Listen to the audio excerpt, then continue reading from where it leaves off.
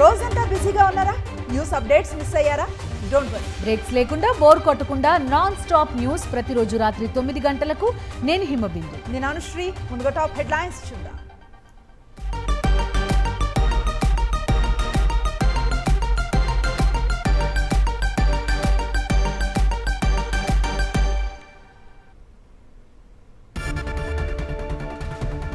కూటమి పాలనలో ప్రజాస్వామ్యం ఖూనీ అవుతోంది. డెక్కన్ క్రానికల్ పై టీడీపీ దాడిని ఖండించిన వైఎస్ జగన్.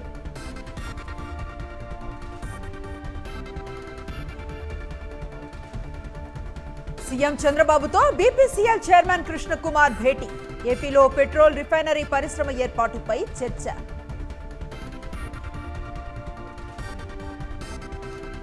సీఎం రేవంత్ రెడ్డిని కలిసిన కొత్త డీజీపీ జితేందర్. తెలంగాణలో 15 మంది ఐపీఎస్లు బదిలీ.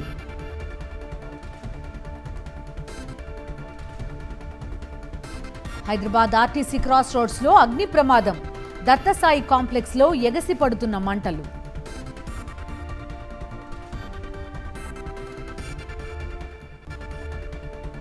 చర్చల ద్వారానే సమస్యల పరిష్కారం. ఆస్ట్రియాలో ప్రధాని మోదీ శాంతి సందేశం. హైదరాబాద్లో భారీ అగ్ని ప్రమాదం జరిగింది. ఆర్టీసీ క్రాస్ రోడ్లో దత్తసాయి కాంప్లెక్స్లో ఒక్కసారిగా మంటలు చెలరేగాయి. క్షణాల్లో అవి ఫ్లోర్ మొత్తం వ్యాపించాయి. మంటలు భారీగా ఎగసి పడుతున్నాయి. మంటలను అదుపు చేసేందుకు అగ్నిమాపక సిబ్బంది శ్రమిస్తున్నారు. అగ్ని ప్రమాద ఘటనతో ఆర్టీసీ క్రాస్ రోడ్స్ లో భారీగా ట్రాఫిక్ నిలిచిపోయింది. షార్ట్ సర్క్యూట్ వల్లే ప్రమాదం జరిగిందా లేక మరేదైనా కారణమా అనే కోణంలో పోలీసులు విచారణ జరుపుతున్నారు.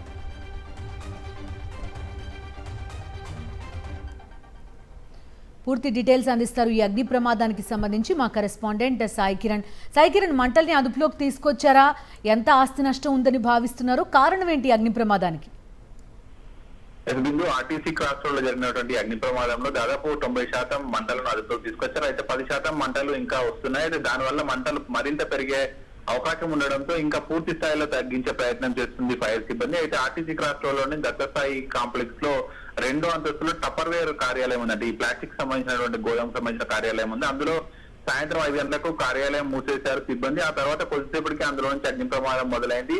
బిల్డింగ్ లోని వివిధ అంతస్తులు ఉన్న ఉద్యోగులంతా కూడా భయాందోళనతో కిందికి పరిగెత్తుకుంటూ వచ్చారు. అయితే అగ్నిమాపక సిబ్బంది వెంటనే 2 ఫైర్ ఇంజన్లుగా అక్కడికి చేరుకొని మంటలను ఎదురుగా ఉన్నటువంటి మెట్రో స్టేషన్ నుంచి మంటలను ఆర్పారు. దాదాపు 90% పూర్తయిన తర్వాత మళ్ళీ కొంత స్టార్ట్ అయింది మంటలు. అయితే అక్కడ సాయంత్రం ఆఫీసులు ముగిసినటువంటి సమయం కావడంతో భారీగా ట్రాఫిక్ జామ్ నెలకొంది. దాంతో ఫైర్ ఇంజిన్లు సకాలంలో రావడానికి కూడా కొంత ఇబ్బందికరంగా మారింది. అయితే పక్కనే ఒక హాస్పిటల్ కూడా ఉంది ఆ బిల్డింగ్ కు. అలాగే వెనకాల అయితే ఇండ్లు ఉన్నాయి.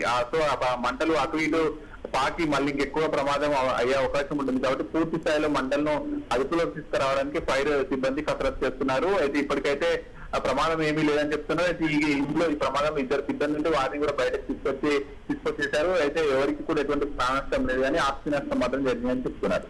Okay Sai Kiran, thank you.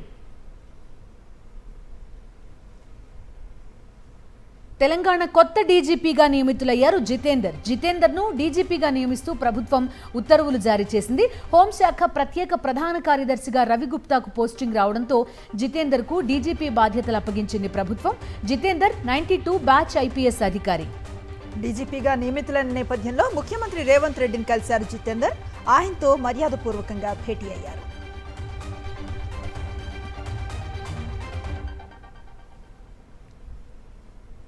That we should maintain law and order, prevent crime, especially sensational crime, and narcotics has been another priority area for the government. Already Director Narcotics has been appointed. So we'll see that we give lot of emphasis on narcotics also. Plus modern day crime of cyber crime, that also we have a specialization. We have senior officers who are looking after cyber crime. We'll see that we prevent cyber crime and also detect. Telangana ప్రభుత్వం మరోసారి భారీగా IPS అధికారులను బదిలీ చేసింది. ఏకకాలంలో 15 మంది IPS అధికారులను కొత్త స్థానాలకు బదిలీ చేస్తూ నిర్ణయం తీసుకుంది. లా అండ్ ఆర్డర్ అడిషనల్ డీజీగా మహేష్ భగవత్, ఈస్ట్ జోన్ డీసీపీగా బాలస్వామి, సౌత్ వెస్ట్ జోన్ డీసీపీగా చంద్రమోహన్, హోంగార్డ్స్ అడిషనల్ డీజీగా Swati Lakra, TGSP battalion additional డీజీగా సంజయ్ కుమార్ జైన్, గ్రేహౌండ్స్ అడిషనల్ డీజీగా స్టీఫెన్ రవీంద్రలను నియమించింది. ఈ మేరకు తెలంగాణ ప్రభుత్వ ప్రధాన కార్యదర్శి శాంతికుమారి ఉత్తర్వులు జారీ చేశారు. ఆర్థిక శాఖపై సీఎం చంద్రబాబు సమీక్ష జరిపారు. శ్వేతపత్రం, ఓటాన్ అకౌంట్ బడ్జెట్పై సమీక్ష చేపట్టారు. శ్వేతపత్రంలో 14 లక్షల కోట్ల అప్పులు చూపాలని ఆర్థిక శాఖ అధికారులను ఆదేశించినట్టుగా సమాచారం. ఎలాగైనా 14 లక్షల కోట్ల అప్పు లెక్కలు చూపించాలని అధికారులపై ఒత్తిడి తెస్తున్నట్టుగా తెలుస్తోంది. అయితే 14 లక్షల కోట్లకు అప్పు చేరకపోవడంతో శ్వేతపత్రంపై అధికారులు మల్లగుల్లాలు పడుతున్నారు. కేంద్ర ప్రభుత్వ లెక్కలు, రిజర్వ్ బ్యాంక్ గణాంకాలకు విరుద్ధంగా అప్పుల లెక్కలు చూపలేక అవస్థలు పడుతున్నట్లుగా తెలుస్తోంది.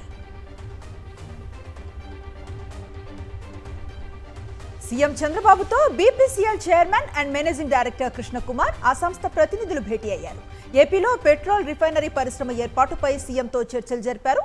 దాదాపు 60,000 కోట్ల రూపాయలతో రిఫైనరీ ఏర్పాటు చేసే అంశంపై బీపీసీఎల్ ప్రతినిధులతో సీఎం చంద్రబాబు చర్చించారు. పరిశ్రమ ఏర్పాటు కోసం 5,000 ఎకరాల భూసేకరణ అవసరమని సంస్థ ప్రతినిధులు సీఎంకు తెలిపారు. కాగా 90 రోజుల్లోగా ఫీజిబిలిటీ రిపోర్ట్ ఇవ్వాలని సీఎం చంద్రబాబు అధికారులను ఆదేశించారు.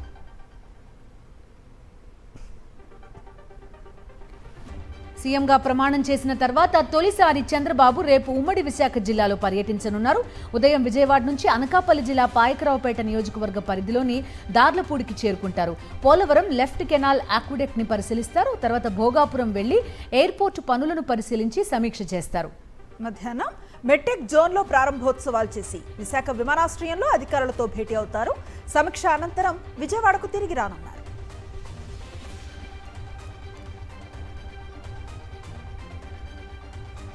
రాష్ట్రంలో కూటమి ప్రభుత్వం ఏర్పాటైనప్పటి నుంచి టీడీపీ నాయకుల అరాచకాలు రోజు రోజుకి ఎక్కువవుతున్నాయని వైఎస్ఆర్సీపీ నేతలు అన్నారు. నెల్లూరు జిల్లా ఆత్మకూరు నియోజకవర్గ వైఎస్ఆర్సీపీ కార్యకర్తల ఆత్మీయ సమావేశంలో మాజీ మంత్రి కాకాణి, మాజీ ఎమ్మెల్యే మేకపాటి విక్రమ్ రెడ్డి, జిల్లా పార్టీ అధ్యక్షులు పర్వతిరెడ్డి చంద్రశేఖర్ రెడ్డి ముఖ్య అతిథులుగా పాల్గొన్నారు. దాడులను ఎదుర్కొనే శక్తి వైఎస్ఆర్సీపీ కార్యకర్తలకు ఉండాలని, మీకు మేము అండగా ఉంటామని కాకాణి గోవర్ధన్ రెడ్డి చెప్పారు. టీడీపీ నేతలు పెట్టే కేసులకు ఎవరూ భయపడొద్దన్నారు. పార్టీ అభివృద్ధికి కార్యకర్తలంతా కష్టపడి పనిచేయాలని పిలుపునిచ్చారు. ఏపీలో టీడీపీ శ్రేణులు పెట్టరేగిపోతున్నారు. విశాఖ డెక్కన్ క్రానికల్ కార్యాలయం వద్ద టీఎన్ఎస్ఎఫ్ తెలుగు మహిళా విభాగం నేతలు దౌర్జన్యానికి దిగారు. డెక్కన్ క్రానికల్ కార్యాలయ బోర్డుని దగ్ధం చేశారు టీఎన్ఎస్ఎఫ్ నేతలు. విశాఖ స్టీల్ ప్లాంట్ ప్రైవేటీకరణపై కూటమి ప్రభుత్వం యూటర్న్ తీసుకుందన్న డీసీ వార్తపై టీడీపీ దౌర్జన్యకాండకు దిగింది. డెక్కన్ క్రానికల్ కార్యాలయం లోపలికి వెళ్లేందుకు టీడీపీ శ్రేణులు యత్నించడంతో అక్కడ ఉన్న సిబ్బంది అడ్డుకున్నారు. టీడీపీ శ్రేణుల తీరుపై ప్రజా సంఘాలు, జర్నలిస్టులు ఆగ్రహాన్ని వ్యక్తం చేస్తున్నారు.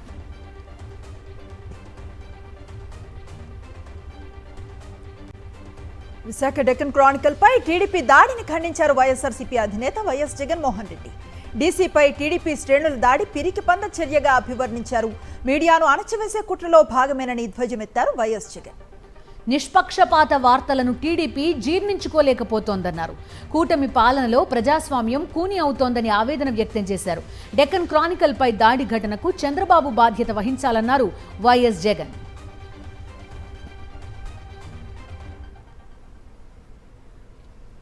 చిత్తూరు జిల్లా పుంగనూరులో టీడీపీ అరాచకాలు కొనసాగుతున్నాయి.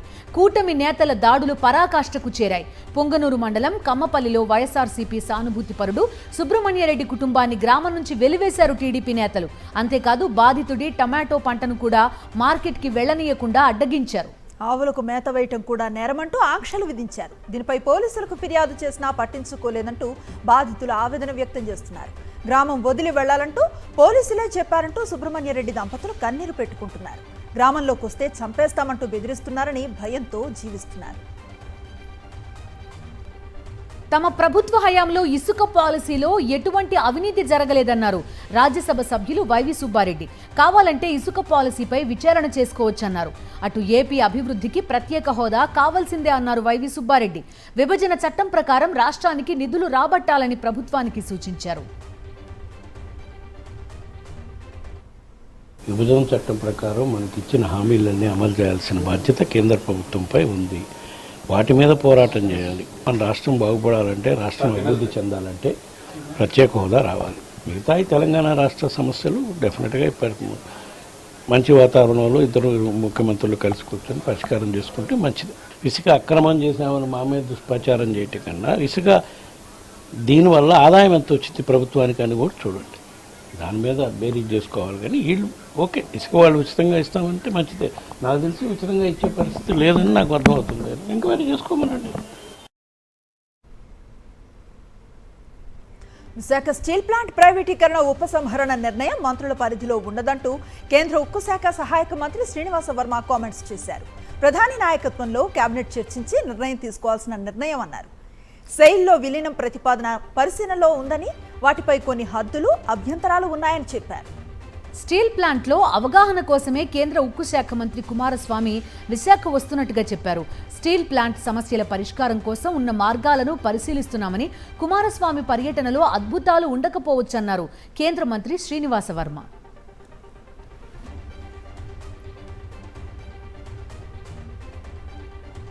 అనకాపల్లి జిల్లా రాంబల్లి మండలం కొప్పుగుండుపాలెంలో దారుణ హత్యకు గురైన బాలిక కుటుంబాన్ని వైఎస్ఆర్సీపీ మహిళా నేతలు పరామర్శించారు. MLC Varudu Kalyani, ZP chairperson Jallapalli Subhadra, Anakapalli జిల్లా వైఎస్ఆర్సీపీ మహిళా అధ్యక్షురాలు ఈర్లె అనురాధ బాధిత కుటుంబాన్ని ఓదార్చి ధైర్యం చెప్పారు. నిందితుడిని 48 గంటల్లో పట్టుకుంటామని చెప్పి 5 రోజులైనా అరెస్ట్ చేయకపోవడంపై మండిపడ్డారు. హోంమంత్రి అనితకు బాధిత కుటుంబాన్ని పరామర్శించేందుకు సమయం లేదా అని ప్రశ్నించారు.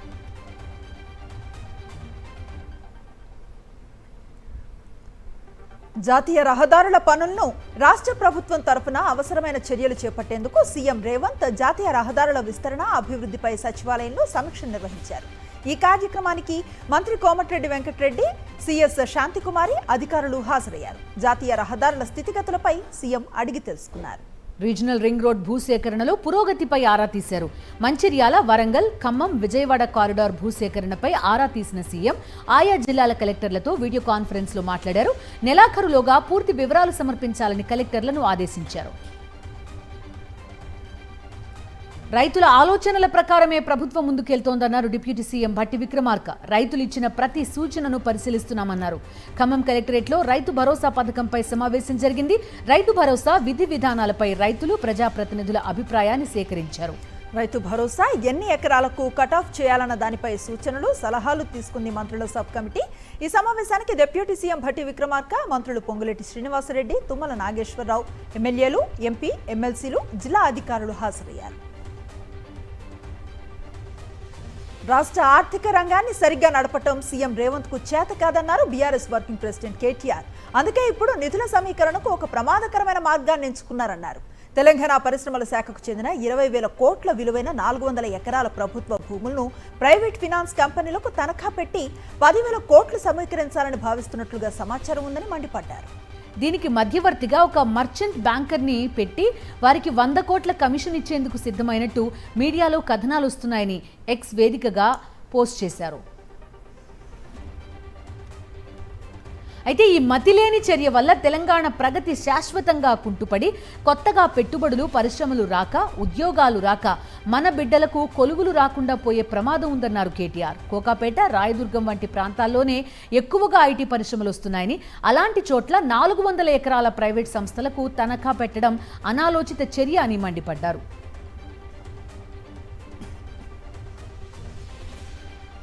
తెలంగాణ హైకోర్టులో బీజేపీ నేత మహేశ్వర్ రెడ్డి పిటిషన్ వేశారు. అసెంబ్లీ స్పీకర్ తమ ఫిర్యాదును స్వీకరించడం లేదని పిటిషన్లో పేర్కొన్నారు. బీఆర్ఎస్ నుంచి కాంగ్రెస్లోకి వెళ్లిన దానం నాగేందర్పై అనర్హత వేటు వేయాలంటూ ఇటీవల స్పీకర్కు ఫిర్యాదు చేశారు ఏలేటి మహేశ్వర్ రెడ్డి. ఫిర్యాదును పోస్టులో పంపడంతో దాన్ని స్వీకరించకుండా తిప్పి పంపారు స్పీకర్. దీనిపై ఆయన హైకోర్టును ఆశ్రయించారు. పిటిషన్ని వెనక్కి పంపించారని, కలిసి ఫిర్యాదు చేస్తామంటే అపాయింట్మెంట్ కూడా ఇవ్వడం లేదని హైకోర్టుకు సమర్పించిన పిటిషన్లో పేర్కొన్నారు. స్పీకర్ తమ ఫిర్యాదును స్వీకరించేలా ఆదేశించాలని హైకోర్టును కోరారు. తెలంగాణలో పవర్ కమిషన్ విచారణ ఫైనల్ స్టేజ్కి చేరింది.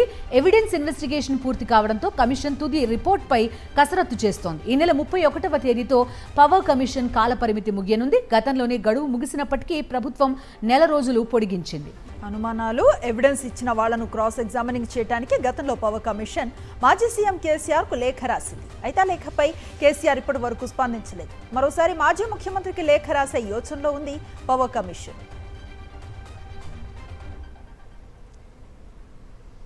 తెలంగాణ వ్యాప్తంగా ఫోన్ ట్యాపింగ్ వ్యవహారం సంచలనాన్ని సృష్టించింది. ఫోన్ ట్యాపింగ్ విషయంలో సంయమనాన్ని పాటించాలని హైకోర్టు తెలిపింది. వ్యక్తిగత జీవితాల్లోకి వెళ్లి అనవసర రాద్ధాంతం చేయొద్దని హెచ్చరించింది. జడ్జిలు వారి కుటుంబ సభ్యుల పేర్లు, ఫోన్ నంబర్లు, ఫోటోలు మీడియాకు బహిర్గతం చేయొద్దని ఆదేశించింది.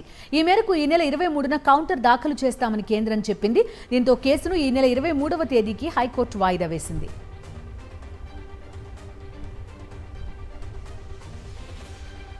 లావణ్య రాజ్ తరుణ్ ఎపిసోడ్లో మైండ్ బ్లోయింగ్ ట్విస్టులు వెలుగు చూస్తున్నాయి. కేసులో మలుపులు తిరుగుతుండటంతో హాట్ టాపిక్ గా మారింది. ఈ నెల 5న నార్సింగి పోలీస్ స్టేషన్లో రాజ్ తరుణ్ పై లావణ్య కేసు పెట్టగా తర్వాత మాల్వి మల్హోత్రా ఫిర్యాదుతో లావణ్యపై పోలీసులు కేసు నమోదు చేశారు. ఇప్పుడు కొత్తగా లావణ్య తన దగ్గర ఆధారాలు ఉన్నాయంటూ మరోసారి పోలీసులను ఆశ్రయించింది. రాజ్ తరుణ్తో తనకు 10 ఏళ్ల క్రితమే పెళ్లయిందని, ఇప్పుడు పెళ్లి కాలేదంటూ మోసం చేస్తున్నారని ఆరోపించింది. ఆధారాలు సమర్పించడంతో రాజ్ తరుణ్పై పోలీసులు 420, 506, 493 సెక్షన్స్ కింద కేసును నమోదు చేశారు. కిడ్నీ రాకెట్ పై దర్యాప్తును ముమ్మరం చేశారు గుంటూరు పోలీసులు. 3 ప్రత్యేక బృందాలను ఏర్పాటు చేశారు. ఇప్పటికే 5గురిపై కేసు నమోదు చేశారు. ఇక అరెస్టు భయంతో కీలక నిందితులు పరారీలో ఉన్నారు. మధ్యవర్తులు భాషా వెంకట్లతో పాటు మరో 2 కోసం గాలింపు చేపట్టారు. బాధితుడు మధుబాబును బంధువుగా మార్చిన ఫేక్ డాక్యుమెంట్లపై దృష్టి సారించారు పోలీసులు. తండ్రి కూతుళ్ల బంధంపై అసభ్యకర వ్యాఖ్యలు చేసిన యూట్యూబర్ ప్రణీత్ హనుమంతు ఎట్టకేలకు అరెస్ట్ చేయాడు. బెంగళూరులో ప్రణీత్ను అరెస్ట్ చేసిన తెలంగాణ సైబర్ సెక్యూరిటీ బ్యూరో అధికారులు అక్కడే కోర్టులో హాజరుపరిచారు. ఇప్పుడు ట్రాన్సిట్ వారెంట్ ద్వారా ప్రణీత్ హనుమంతును హైదరాబాద్కు తీసుకురానున్నారు.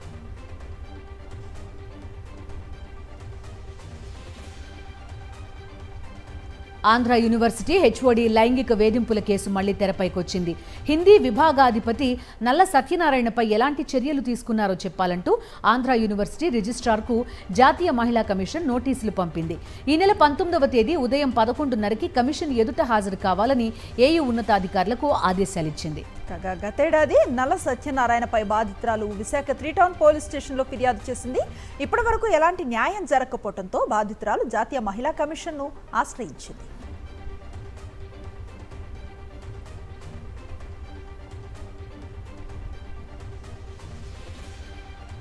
హైదరాబాద్ అబ్దుల్లాపూర్ మెట్ పిఎస్ పరిధిలో ఇమాంగూడ చెరువులోకి ఓ కారు దూసుకుపోయింది. కారు నీట మునగటం గుర్తించిన స్థానికులు అప్రమత్తమై ప్రాణాలకు తెగించి వారిని కాపాడారు. ఆర్థిక సమస్యలు, కుటుంబ కలహాలతో బిఎన్ రెడ్డి నగర్ వాసి అశోక్ 3 పిల్లలతో కలిసి కారులో వెళ్తూ ఇనాంగూడ చెరువులోకి మళ్లించాడు. ఇనాంగూడ చెరువులో కారు దూసుకు వెళ్లటాన్ని స్థానికులు గుర్తించారు. అయితే అందులో ఉన్న 4 నీట మునిగిపోవడం గుర్తించిన స్థానికులు వెంటనే స్పందించారు. అందుబాటులో ఉన్న ట్యూబ్లు, తాళ్ల సాయంతో చెరువులోకి వెళ్లారు. కార్ డ్రైవర్తో పాటు 3 పిల్లల్ని కాపాడారు. ఆత్మహత్య చేసుకోవడానికి చెరువులోకి కార్ని పోనించినట్టు ఆ పిల్లల తండ్రి చెప్పాడు.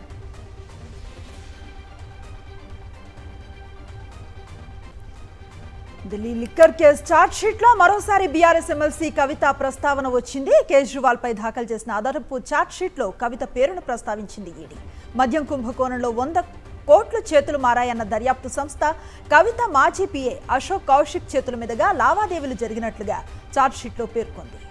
కవిత దగ్గర నుంచి 2 బ్యాగుల్లో నగదు తీసుకెళ్లి దినేష్ అరోరాకు ఇచ్చారని తెలిపింది. ముత్తా గౌతమ్కి సంబంధించిన మీడియా సంస్థ ద్వారా హవాలా లావాదేవీలు జరిగాయని ఆరోపించింది ఈడీ. లిక్కర్ ముడుపుల ద్వారా అందిన 45 కోట్లను ఆప్ గోవా ఎన్నికల కోసం ఉపయోగించిందని అభియోగాలు మోపింది. ఈ మొత్తం స్కామ్లో కేజ్రీవాల్దే కీలక పాత్ర అని ఛార్జ్షీట్లో ఆరోపించింది ఈడీ. ఈ మేరకు WhatsApp చాట్స్ని ఆధారాలుగా పొందుపరిచింది.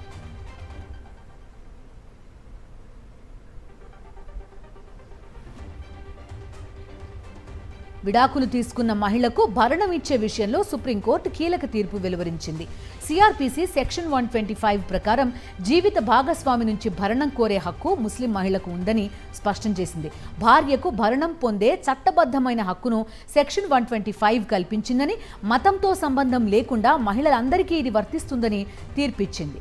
Justice BV Nagarathna, justice Augustine George తో కూడిన ధర్మాసనం ఈ మేరకు తెలంగాణకు చెందిన మహమ్మద్ అబ్దుల్ సమద్ దాఖలు చేసిన పిటిషన్ను డిస్మిస్ చేసింది.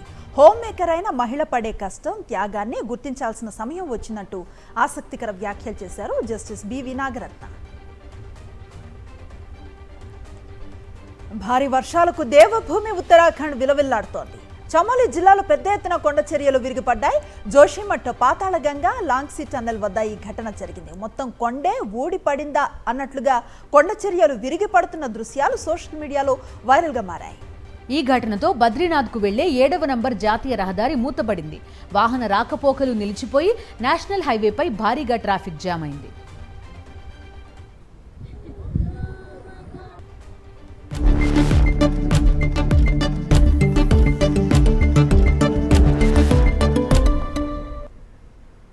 బిజినెస్ అప్డేట్స్ చూద్దాం. వరుస లాభాలతో దూసుకు వెళుతూ ఉన్న దేశీయ స్టాక్ మార్కెట్ సూచీలకు బ్రేక్ పడింది. ఏ రోజుకు ఆ రోజు సరికొత్త గరిష్టాలు నెలకొల్పుతూ ఉన్న సూచీలకు గట్టి షాక్ తగిలింది. ఎప్పట్లానే రికార్డు స్థాయిల వద్ద ఆరంభమైన సూచీలు ఒక్కసారిగా యూటర్న్ తీసుకున్నాయి. సెన్సెక్స్ ఓ దశలో 900 పాయింట్ల మేర నష్టపోయింది. నిఫ్టీ కూడా దాదాపు 300 పాయింట్లు నష్టాన్ని చవిచూసింది. సెన్సెక్స్ ఉదయం 80,481.36 వద్ద రికార్డు గరిష్టాల వద్ద లాభాల్లో ప్రారంభమైంది. కాసేపటికే నష్టాల్లోకి జారుకుంది. ఇంట్రాడేలో 915.88 పాయింట్ల నష్టంతో 79,435.76 వద్ద కనిష్టాన్ని తాకింది. తర్వాత కోలుకుంది. చివరికి 426.87 పాయింట్ల నష్టంతో 79,924.77 వద్ద ముగిసింది. నిఫ్టీ కూడా 24,461.05 వద్ద రికార్డు గరిష్టాల వద్ద ప్రారంభమై ఇంట్రాడేలో 291 పాయింట్లు నష్టపోయింది. చివరికి 116.2 పాయింట్ల నష్టంతో 24,317 వద్ద స్థిరపడింది. డాలర్తో రూపాయి మారకం విలువ 83.56గా ఉంది. పసిడి రేట్లు 1 నెల గరిష్టానికి చేరిన తర్వాత రిస్క్ అధిక స్థాయికి చేరడంతో ఒక్కసారిగా 1% పైగా పతనమయ్యాయి. దేశంలో ఇవాళ 24 క్యారెట్ల పసిడి ధర ₹380, 22 క్యారెట్ల బంగారం ₹350, 18 క్యారెట్ల బంగారం రేటు ₹290 తగ్గింది. కిలో వెండి ధర ₹500 తగ్గి వచ్చింది. హైదరాబాద్ మార్కెట్లో 10 గ్రాముల 24 క్యారెట్ల బంగారం ధర ₹73,200, 22 క్యారెట్ల బంగారం ధర ₹67,100గా ఉంది. విజయవాడలో 10 గ్రాముల 24 క్యారెట్ల బంగారం ధర ₹73,200, 22 క్యారెట్ల బంగారం రేటు ₹67,100 వద్ద ఉంది. కిలో వెండి ధర ₹99,000 ఉంది.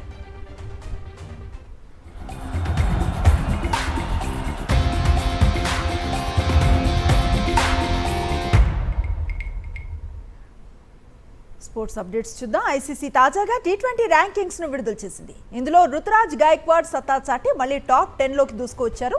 ఏకంగా 13 స్థానాలు ఎగబాకి 662 పాయింట్లతో 7వ ర్యాంకుకు చేరుకున్నారు. జింబాబ్వేపై రెండో T20 టీమిండియా గెలవడంతో 77 పరుగులతో కీలకంగా వ్యవహరించిన అనంతరం ఈ మార్క్ అందుకున్నారు. ఇక ఈ సిరీస్తో అరంగేట్రం చేసిన అభిషేక్ శర్మ తొలి T20లో డకౌట్ అయినప్పటికీ రెండో T20లో 46 బంతుల్లోనే సెంచరీతో అదరగొట్టాడు. ఈ ప్రదర్శనతో తాజా ర్యాంకింగ్స్లో 75వ స్థానాన్ని దక్కించుకున్నాడు. ఇక టాప్ 10లో టీమిండియా నుంచి సూర్యకుమార్ యాదవ్ ఉన్నారు. అతడు తన రెండో స్థానంలోనే కొనసాగుతున్నాడు.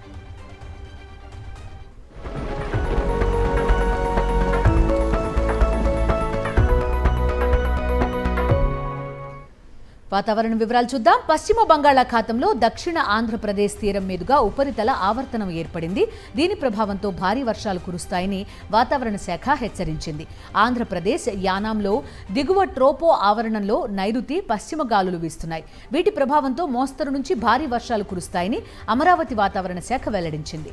తేలికపాటి నుంచి మోస్తరు వర్షం లేదా ఉరుములతో కూడిన జల్లులు కొన్ని చోట్ల కురిసే అవకాశం ఉంది. ఉరుములతో కూడిన మెరుపులు, బలమైన గాలులు గంటకు 30 నుండి 40 కిలోమీటర్ల వేగంతో 1 లేదా 2 చోట్ల వీచే అవకాశం ఉంది. తెలంగాణలో కూడా వర్షాలు కురుస్తాయని హైదరాబాద్ వాతావరణ కేంద్రం తెలిపింది. మోస్తరు నుంచి భారీ వర్షాలు కురిసే అవకాశం ఉన్నట్లుగా తెలిపింది.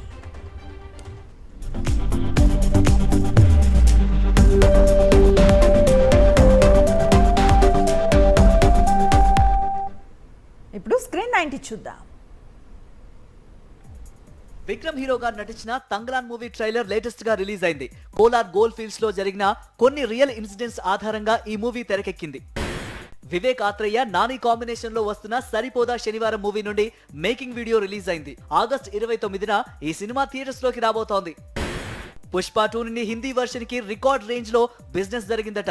250 కోట్ల బిజినెస్ జరిగినట్టు సమాచారం. రక్షిత్ అట్లూరి హీరోగా నటిస్తున్న ఆపరేషన్ రావణ్ మూవీ ఆగస్టు 2న రిలీజ్ కాబోతోంది. కన్నప్ప మూవీలో తిన్నడు పాత్రలో మంచు విష్ణు వాడే విల్లు ధైర్యానికి, తండ్రి కొడుకుల బంధానికి సంకేతమట. కిరణ్ అబ్బవరం నటిస్తున్న మొదటి పాన్ ఇండియా సినిమాకు కా అనే టైటిల్ ఫిక్స్ చేశారు. శ్రీ చక్రాస్ బ్యానర్ నిర్మిస్తున్న ఈ సినిమాకి సిఎస్ సంగీతం అందిస్తున్నాడు. పొలిమేర మొదటి భాగంతో పాటు రెండో భాగం కూడా విజయం సాధించింది. మూడో భాగాన్ని పాన్ ఇండియా రేంజ్ లో రిలీజ్ చేయబోతున్నారట.